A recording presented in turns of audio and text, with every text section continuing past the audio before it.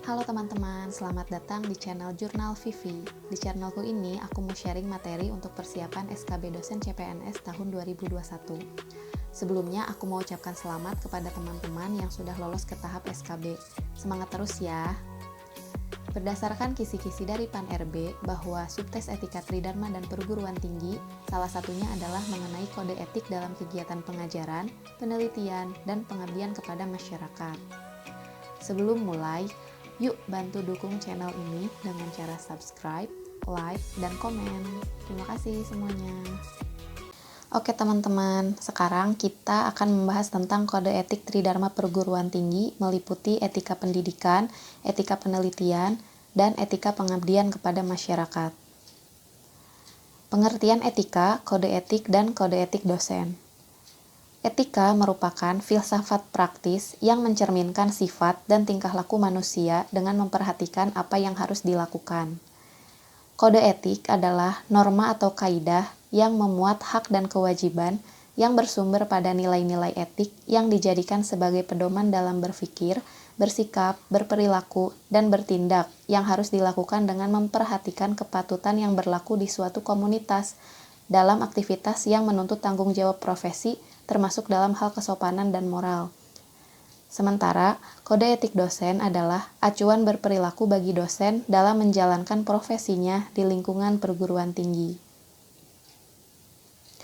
Adapun pengertian dari Tridharma perguruan tinggi yaitu kewajiban perguruan tinggi untuk menyelenggarakan pendidikan, penelitian, dan pengabdian kepada masyarakat. Pendidikan adalah usaha sadar dan terencana untuk mewujudkan suasana belajar dan proses pembelajaran agar peserta didik secara aktif mengembangkan potensi dirinya untuk memiliki kekuatan spiritual keagamaan, pengendalian diri, kepribadian, kecerdasan, akhlak mulia, serta keterampilan yang diperlukan dirinya, masyarakat, bangsa, dan negara. Penelitian adalah kegiatan yang dilakukan menurut kaidah dan metode ilmiah secara sistematis untuk memperoleh informasi, data, dan keterangan yang berkaitan dengan pemahaman dan/atau pengujian suatu cabang ilmu pengetahuan dan teknologi.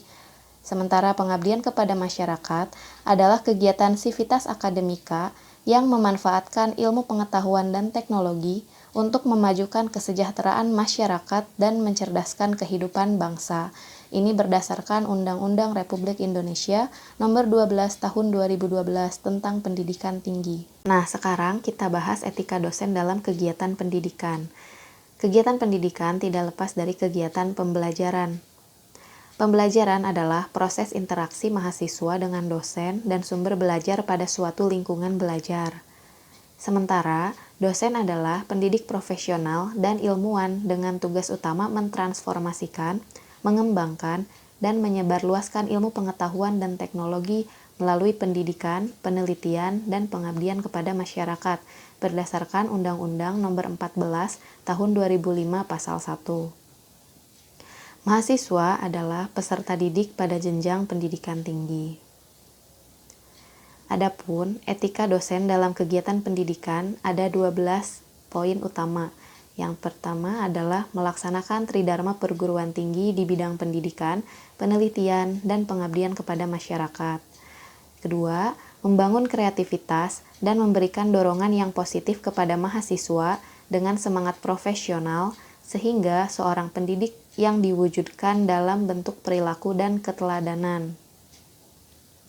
3. Menjauhi dan menghindari hal-hal yang mengarah pada kemungkinan terjadinya pertentangan kepentingan pribadi dalam proses belajar mengajar.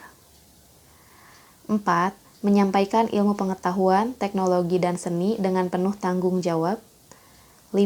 Memiliki sikap kooperatif dan komit dalam mewujudkan visi dan misi program studi, fakultas, dan universitas. 6. Memperhatikan batas keahlian dan tanggung jawab ilmiah dalam menggunakan kebebasan akademik serta sesuai dengan kompetensinya. Yang ketujuh, menyempurnakan metode pendidikan dan pembelajaran. 8. Melakukan pembinaan terhadap mahasiswa, baik dalam bentuk ekstrakurikuler maupun intrakurikuler. 9. Memberi teladan, membangun kreativitas, dan memberikan dorongan yang positif kepada mahasiswa. 10. Menjaga kehormatan diri dengan tidak melanggar norma yang berlaku dalam menjalankan tugasnya sebagai dosen. 11. Membimbing mahasiswa secara akademik dan non-akademik dengan penuh dedikasi, disiplin, dan kearifan. 12. Menghindarkan diri dari menerima gratifikasi. Nah, itulah etika dosen dalam kegiatan pendidikan, teman-teman. Nah, yang kedua adalah etika dosen dalam kegiatan penelitian. Ada 15 poin utama meliputi 1. Mengikuti perkembangan dan meningkatkan ilmu pengetahuan, teknologi, dan seni dengan bersikap dan berpikir analitis, kritis, dan kreatif. 2. Mengembangkan ilmu pengetahuan, teknologi, dan seni dengan penuh integritas dan kejujuran dengan memperhatikan faktor ketepatan, keseksamaan, dan kehormatan serta berpegang teguh pada metode ilmiah yang dapat dipertanggungjawabkan.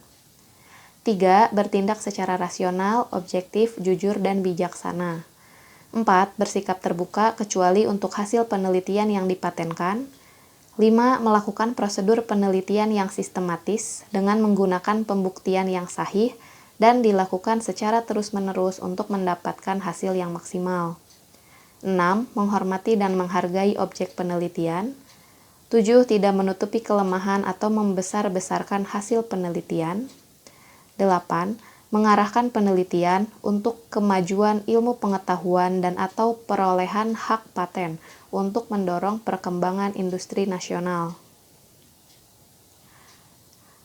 9. Wajib mencermati antara manfaat yang diharapkan dari penelitian dengan biaya dan beban yang dikeluarkan, khususnya beban dikeluarkan yang dituntut dari sponsor. 10. Tidak boleh menjanjikan hal di luar kemampuan peneliti. 11. Wajib menghasilkan atau memberikan apa yang dapat dijanjikan dari penelitian. 12. Wajib menjelaskan kepada penyandang dana kesimpulan yang diperoleh dari penelitian. 13. Wajib menjelaskan keterbatasan hasil penelitian dan membedakan antara kesimpulan penelitian dan ekstrapolasinya. 14. Bekerja secara sinergis sesama dosen dari berbagai macam disiplin ilmu. 15. Tidak menggunakan skripsi, tesis, disertasi, atau karya ilmiah yang murni berasal dari ide dan pemikiran mahasiswa di bawah bimbingannya sebagai karya pribadi. Nah, jadi itulah etika dosen dalam kegiatan penelitian, teman-teman. Ada 15 butir yang harus kita ingat. Nah, adapun etika dosen dalam kegiatan penelitian utamanya terhadap publikasi ilmiah. Etika terhadap publikasi ilmiah ada 10 poin utama, yaitu 1. Menghindari tindakan plagiat, yaitu perbuatan sengaja atau tidak sengaja dalam memperoleh atau mencoba memperoleh kredit atau nilai suatu karya ilmiah dengan mengutip sebagian atau seluruh karya dan atau karya pihak lain yang diakui sebagai karya ilmiahnya, tanpa menyatakan sumber secara tepat dan memadai. Yang kedua, menggunakan kedudukan, status, jabatan, dan pengaruh kekuasaan kepada bawahannya atau mahasiswa untuk memaksa memasukkan namanya ke dalam suatu proyek atau kelompok penelitian, atau ke dalam kelompok pengarang suatu karya ilmiah, apapun yang dianggap layak, baik sebagai peneliti maupun sebagai pengarang. 3. Tidak melupakan penelitian dan peneliti terdahulu. 4. Menggunakan data atau hasil penelitian yang diperoleh dari hasil penelitian kelompok tanpa persetujuan dari rekan-rekan peneliti dengan tidak mencantumkan nama-nama penelitinya. Lalu yang kelima, menggunakan data penelitian atau hasil kerja mahasiswa yang dibimbingnya tanpa persetujuan dari mahasiswa tersebut dan mengaku bahwa dia sebagai peneliti tunggal hasil penelitian tersebut. 6. Mengambil data hasil penelitian orang lain seperti hasil kerja laboratorium, hasil kerja lapangan atau perpustakaan, baik yang belum maupun yang sudah diterbitkan atau dipublikasikan, kemudian menjadikannya sebagai sebagian dari kajian ilmiahnya tanpa membuat pernyataan yang jujur terhadap sumber aslinya. Nah, kemudian yang ketujuh, mencantumkan sumber penggunaan gambar dan tabel yang dikutip. 8. Meminta izin penggunaan gambar yang dapat menjadi petunjuk identifikasi. 9. Mencantumkan seluruh kontributor, kecuali yang tidak bersedia. 10. Memberi pernyataan jasa kepada pemberi gagasan, di samping pemberi izin, fasilitas, dan bantuan lainnya. Nah, kemudian kita lanjut ke etika dosen dalam kegiatan pengabdian kepada masyarakat. Ada 10 poin etika dosen, yaitu 1. Memiliki kepekaan yang tinggi terhadap permasalahan masyarakat, mengabdikan ilmu pengetahuan, teknologi, dan seni untuk kepentingan masyarakat, sehingga bermanfaat untuk perguruan tinggi secara ilmiah maupun fungsional. 2. Bertindak secara rasional, objektif, jujur, dan bijaksana. 3. Menghormati dan menghargai masyarakat. 4. Menghargai pendapat masyarakat dalam menetapkan program-program pengabdian. 5. Tidak boleh memaksakan kehendak kepada masyarakat. 6. Mendudukkan mahasiswa dan masyarakat sebagai rekan kerja yang masih memerlukan proses pembelajaran. 7. Tidak menerima imbalan lain yang tidak sesuai dengan hak dan jerih payah yang dilakukannya. 8. Menolak pekerjaan pengabdian yang bertentangan dengan nilai dan norma yang berlaku. 9. Melakukan pengabdian secara profesional dan ditunjang oleh kompetensi yang dimiliki. 10. Mengupayakan agar kegiatan dapat meningkatkan mutu akademik perguruan tinggi dan hasilnya bermanfaat bagi masyarakat, bangsa, negara, dan kemanusiaan. Nah, jadi itulah etika dosen dalam kegiatan pendidikan, penelitian, dan pengabdian masyarakat yang perlu kita pahami teman-teman untuk menghadapi SKB nanti. Nah, adapun sanksi dari pelanggaran kode etik terbagi menjadi 3, dimulai dari sanksi paling ringan yaitu sanksi moral, kemudian sanksi akademik, dan sanksi administrasi. Sanksi moral terdiri dari yang pertama, permohonan maaf dituangkan dalam surat pernyataan permohonan. 2. Pernyataan penyesalan dituangkan dalam surat pernyataan penyesalan. 3. Pernyataan sikap bersedia dijatuhi hukuman disiplin berdasarkan ketentuan peraturan perundang-undangan apabila mengulang perbuatannya atau melakukan pelanggaran kode etik lainnya. Nah, sementara sanksi akademik yang pertama yaitu meliputi larangan mengajar untuk waktu tertentu, misalnya di program diploma atau sarjana. Kemudian yang kedua, larangan membimbing untuk waktu tertentu. Yang ketiga, larangan menguji untuk waktu tertentu. Nah, sementara untuk sanksi administrasi, ini merupakan hukuman disiplin paling berat berdasarkan keputusan Komisi Etik yang ada di perguruan tinggi. Sanksi administrasi terdiri dari beberapa poin. Ada 10 yang termasuk ke dalam sanksi administrasi. Yang pertama, larangan mengajar, membimbing, dan menguji untuk waktu tertentu di program diploma, sarjana maupun pasca sarjana. Yang kedua, pernyataan tidak puas secara tertulis. Ketiga, penundaan kenaikan gaji berkala selama 1 tahun. 4. Penundaan kenaikan pangkat selama 1 tahun. 5. Penurunan pangkat setingkat lebih rendah selama 1 tahun. 6. Penurunan pangkat setingkat lebih rendah selama 3 tahun. 7. Pemindahan dalam rangka penurunan jabatan setingkat lebih rendah. 8. Pembebasan dari jabatan. 9. Pemberhentian dengan hormat tidak atas permintaan sendiri sebagai pegawai negeri sipil. Dan yang terakhir, pemberhentian tidak hormat sebagai pegawai negeri sipil. Nah, sekarang kita lanjut ke contoh soal.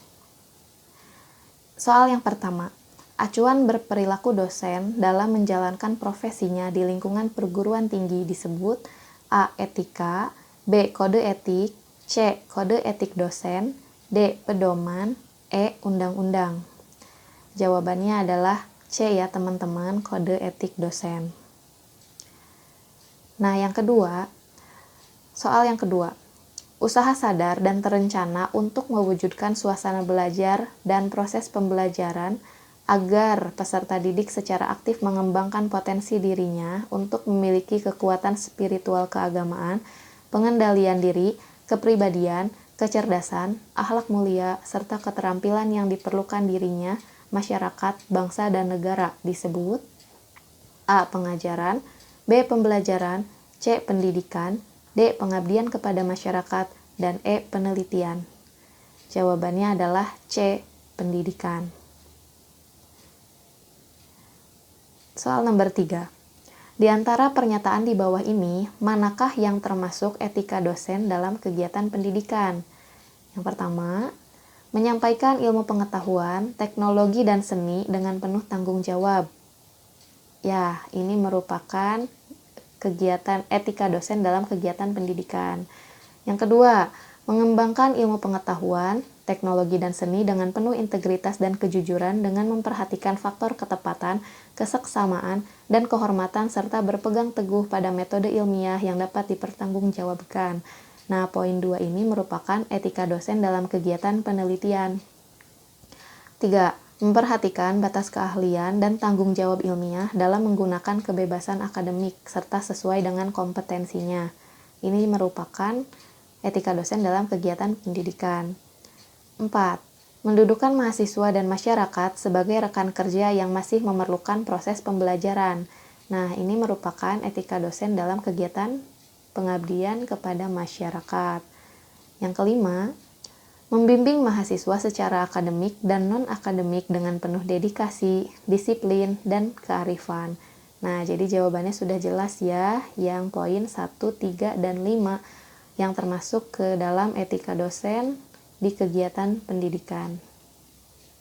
Soal nomor 4. Berikut ini adalah etika dosen dalam kegiatan penelitian, kecuali 1. Yang A. Bertindak secara rasional, objektif, jujur, dan bijaksana. Ya, ini merupakan etika dalam kegiatan penelitian. B. Bersikap terbuka kecuali untuk hasil penelitian yang dipatenkan. Ini juga benar. C. Melakukan prosedur penelitian yang sistematis dengan menggunakan pembuktian yang sahih dan dilakukan secara terus-menerus untuk mendapatkan hasil yang maksimal. Ini juga benar. D. Menghormati dan menghargai objek penelitian. Ya, ini merupakan etika dalam kegiatan penelitian. E. Tidak melupakan penelitian dan peneliti terdahulu. Nah, ini merupakan etika dosen terhadap publikasi ilmiah. Jadi jawabannya adalah E. Lanjut ke soal nomor 5. Sanksi pelanggaran kode etik dosen terdiri dari sanksi moral, sanksi akademik, dan sanksi administratif. Berikut ini contoh sanksi administratif adalah A. Permohonan maaf dituangkan dalam surat pernyataan permohonan. Ini merupakan sanksi moral. B. Larangan mengajar untuk waktu tertentu. Ini merupakan sanksi akademik. C. Pernyataan penyesalan dituangkan dalam surat pernyataan penyesalan. Ini adalah sanksi moral. D. Pemberhentian tidak dengan hormat sebagai pegawai negeri sipil. Nah, ini merupakan sanksi administrasi. Jadi jawabannya D ya. Kita lihat opsi E. Pernyataan sikap bersedia dijatuhi hukuman disiplin berdasarkan ketentuan peraturan perundang-undangan apabila mengulang perbuatannya atau melakukan pelanggaran kode etik lainnya. Nah, ini adalah sanksi moral. Nah, itu dia materi tentang kode etik dalam kegiatan pengajaran, penelitian, dan pengabdian kepada masyarakat. Terima kasih sudah menonton, dan jangan lupa subscribe, like, dan komen supaya nggak ketinggalan video berikutnya. Bye!